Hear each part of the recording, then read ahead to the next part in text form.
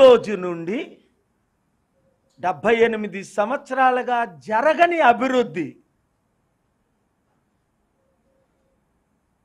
100 రోజుల్లో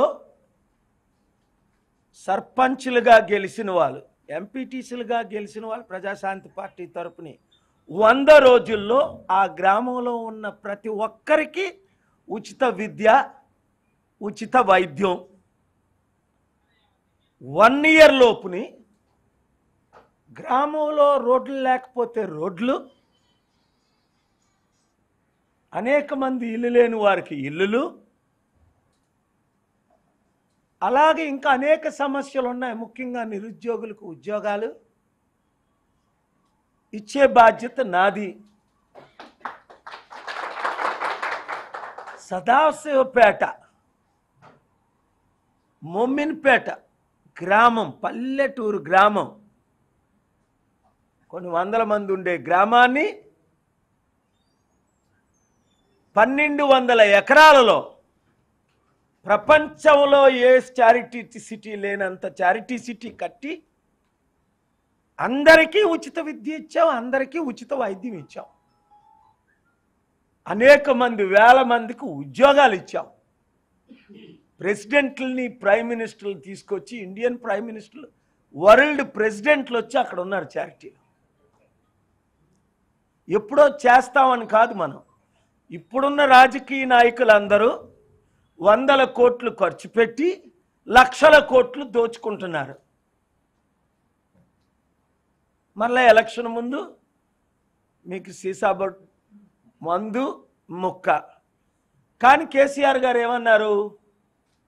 నేను బంగారు తెలంగాణ చేస్తారు, అది ఆ ఆంధ్రులందరూ దొంగలో, కుక్కలో, నక్కలో ఏయో ఆయన పేలాడు, ప్రజలను రెచ్చగొట్టాడు, 100 మందిని బలి చేశారు వాళ్ళ మాటల ద్వారా.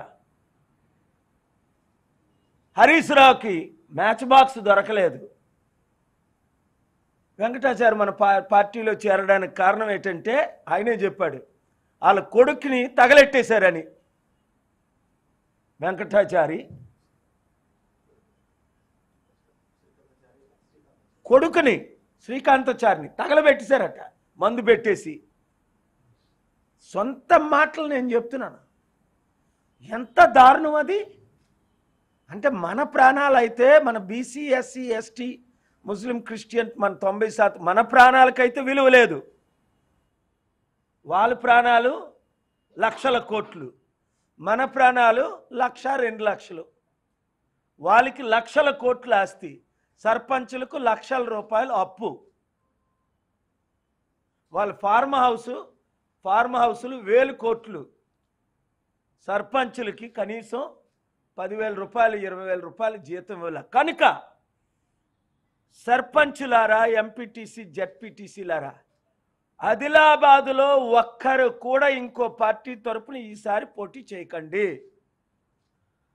బీజేపీ, బీఆర్ఎస్, కాంగ్రెస్ అందరూ కలవండి, మనం ఒకటే.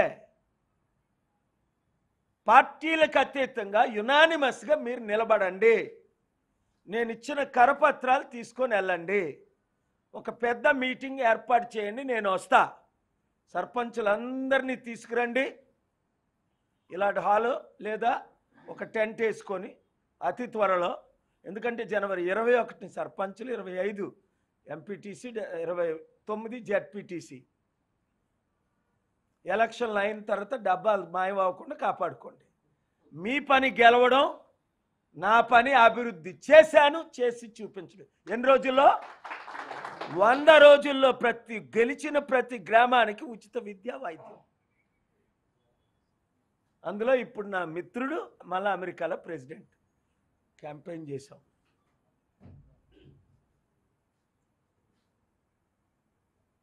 సంపూర్ణ అభివృద్ధి 1 ఇయర్లో. అప్పుడు నెక్స్ట్ ఎలక్షన్లు వస్తాయే, ఈ గ్రామాభివృద్ధే దేశాభివృద్ధి అని దేశం అంతా మన వైపే చూస్తుంది, ఆదిలాబాద్ వైపే. కష్టపడండి, మోటార్ సైకిల్ వేసుకోండి, ఫ్యూల్ వేసుకొని తిరగండి, ఇంటింటికి వెళ్ళండి, సర్పంచులు కలవండి, ఎంపీటీసీ, జెడ్పీటీసీలు కలవండి. దరిద్రత పోగొట్టుకో. ఎందుకంటే ఈ దరిద్రులు, గజ దొంగలు, మోసగాలు, రోజుకో మాట్లాడిన గజ దొంగలు మీ రక్తం పీల్చుకుంటున్నారే తప్ప కులాన్ని వాడుకొని ఆర్ కృష్ణ లాంటి ముందు టీడీపీ, తర్వాత వైసీపీ, తర్వాత బీజేపీ, ఏ పార్టీలకు వెళ్తే ఆయన ఆ పార్టీ మునిగిపోయింది. ఎంతమంది బీసీ నాయకులు, ఎంతమంది? నిజామాబాదు డి శ్రీనివాసరావు, హనుమంతరావు,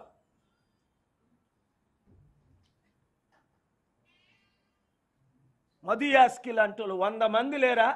కాంగ్రెస్ కళ్ళు కనబడలేదా 60% ఉన్న బీసీలకు ముఖ్యమంత్రి చేయాలని? 5% ఉన్న రెడ్లకు 12 మందిని చేశారే. ఇప్పుడు బీసీ నినాదం పట్టుకున్నారు కాంగ్రెస్ వాళ్ళను. ఇంక నేను ఎలాగ రేపు సీఎం అవుతానని తెలుసు, అభివృద్ధి చేయగానే వాళ్ళ గుండె దడ పట్టుకుంది.